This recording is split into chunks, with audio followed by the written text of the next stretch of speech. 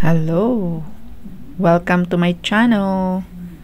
Today, bibiyahe kami, papunta kami ng Rosario, La Union. Kaya ito bandang Camp 7 ito pababa na kami. Nagmotor lang kami ng hubby ko. Yan May truck na sarap namin. Nakaharang. Yung view natin, puro bundok. Kaya kung sino yung aakyat dito sa Baguio, for now, close kasi ang Quezon ngayon open to residents lang. Kaya, di kayo makakadaan dyan. Dito sa Quezon. Usually sa Marcos Highway kayo papadaanin. Pababa pa rin kami. Sana ba to?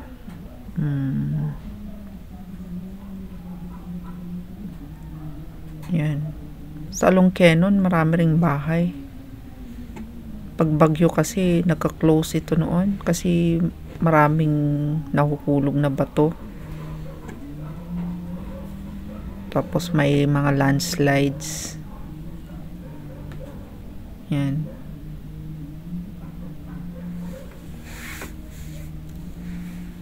Mag-i-enjoy kang ng mga nature dito pag yan, maraming mga bundok. Pag mahilig ka sa nature. Tsaka medyo malamig kasi dito sa banda dito, sa Baguio. Bandang Benguet. Yan, pababa na kami.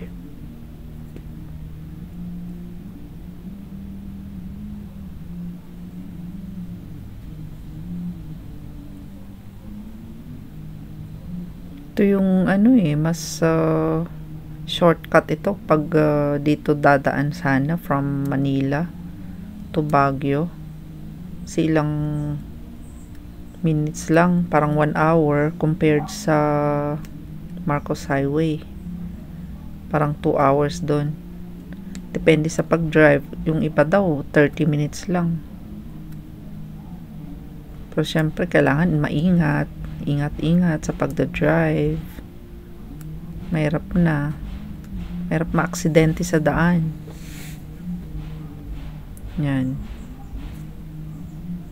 Kaya makikita nyo, konti lang ang nakakasalubong namin.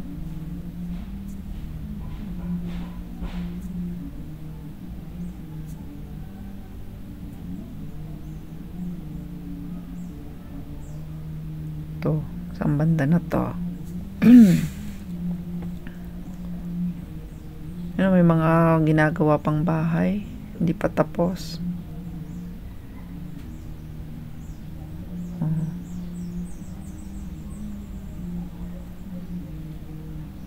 Pati mga kalsada, marami ring tinatapos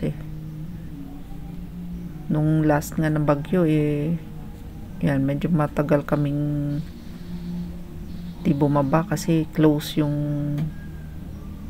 daan. Yan, okay naman. Pero naka-close pa rin ngayon kung kailan nila i-open ulit. Ang daming saging. Mga bundok. Nakaka-amaze din pag dumadaan ka dyan.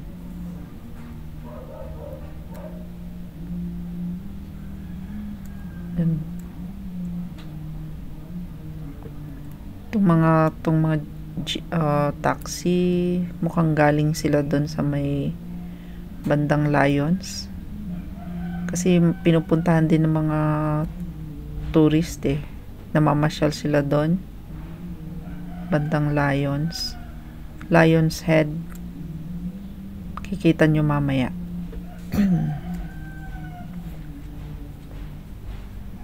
Yung mga bundok pa rin. Napagitnaan kami ng bundok. Ayan na, malapit na yung Lion's Head.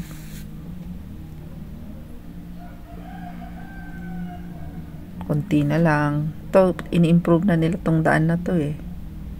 Pinalawakan nila. Ewan ko kung anong project nila dyan. Yan oh. Pang tourist kasi siya. Itong place na to. Luwang na eh. Dati makitid lang to. Ang daming nag-stop na mga ano dito, sasakyan. Yan na yung Lion's Head. Yan. Rar. Papadaan kayo dyan. Diba? Picture. Kailang diretso lang kami. Hindi na kami dumaan. Daming tao rin. Yan. Kung minsan parang kalbo na yung bundok eh. Walang masyadong kahoy. Matigas yata, parang bato. Mga flowers. Yan. Kamotor lang kami eh.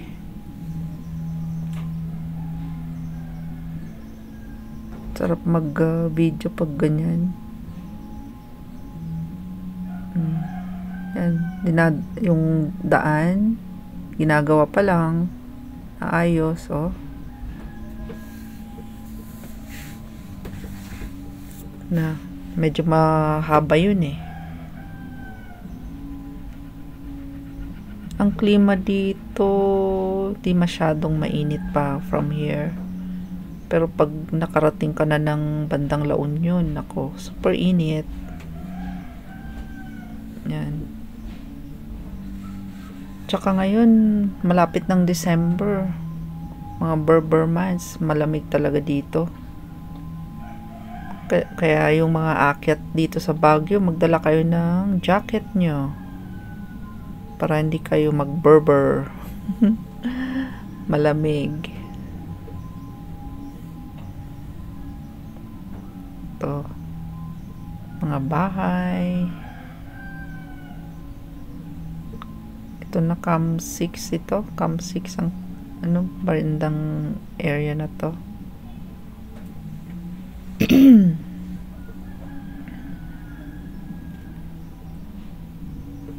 Per camp kasi ang tawag dito eh. Kaya ganun. Camp 6, Camp 7, ay from Camp 8 pala. Camp 8, Camp 7, Camp 6, Camp 5, ganun. To Camp 6 parang to. Ano, lagyan nila yung bundok ng parang net. Tsaka yung mga bakal para hindi mag-daustos ang mga bato. Pero may isang area dito nasira yung ginagawa nila nung last na bagyo. Ito, sa may elementary high school ng Camp 6.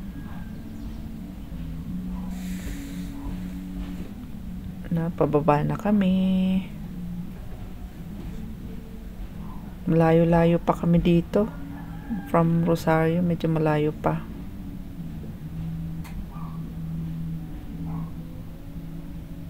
Dito rin banda may inayos din sila, medyo matagal yung bridge.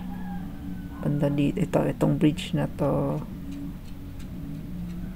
Banda dyan. Tagal din naming nagtiis. Na hinintay matapos to. Yan. Lagi kaming nata-traffic dyan. Halos ilang oras din kung minsan.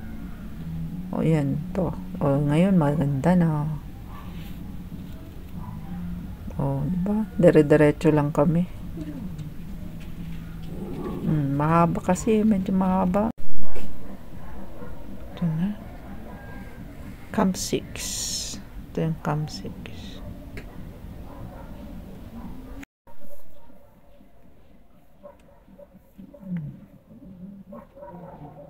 Go, go, go.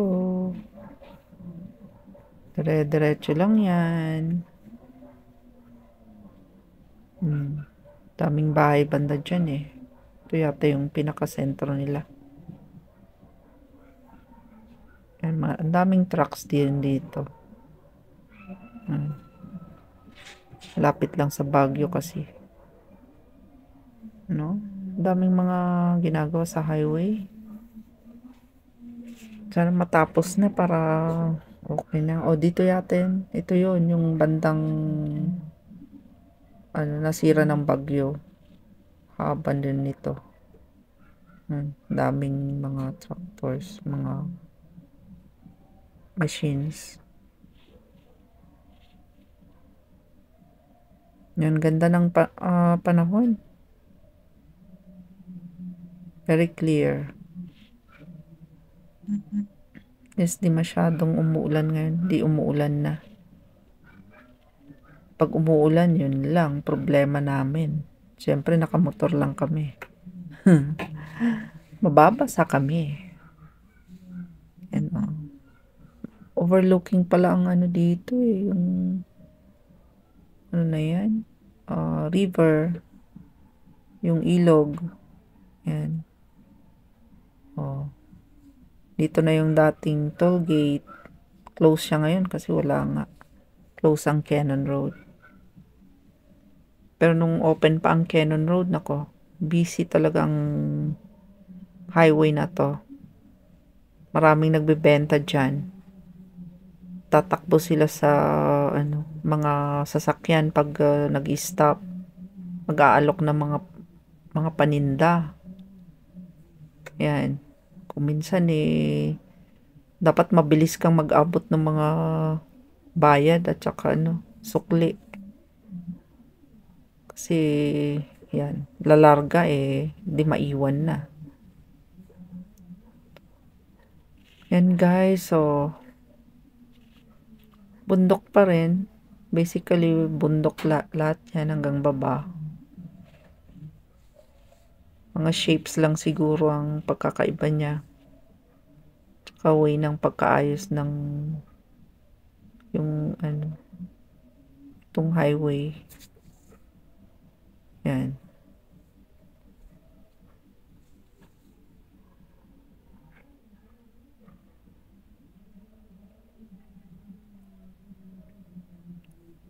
Yan. Nilagyan din ng mga bundok ng mga net at saka yung bakal.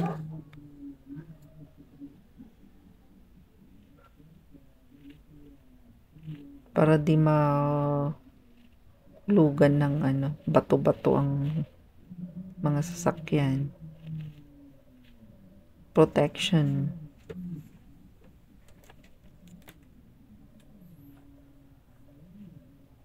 Hirap din mag-video pag nasa motor kasi maingay yung hangin.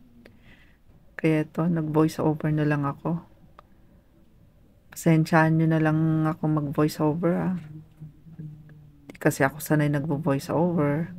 Pero sana in the future matuto na rin tayo ng mas magandang pag-voice over. Yan. Ganda nung ito yung bridge pa ulit.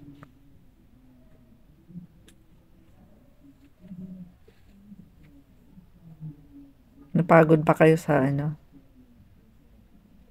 biyahe nyo with me? Sakit sa puwet pag nakaangkas sa motor. Medyo malayo. Yan. Mga nagtatrabaho.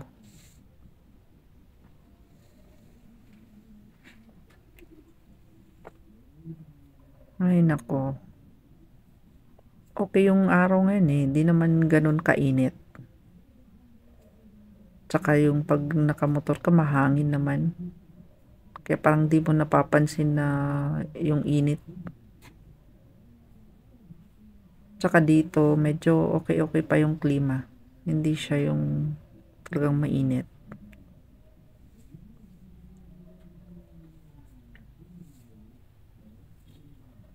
Na mga halaman, mga kahoy, bundok overlooking sa ilog yan. Yung ilog kasi galing dyan sa may Camp 6.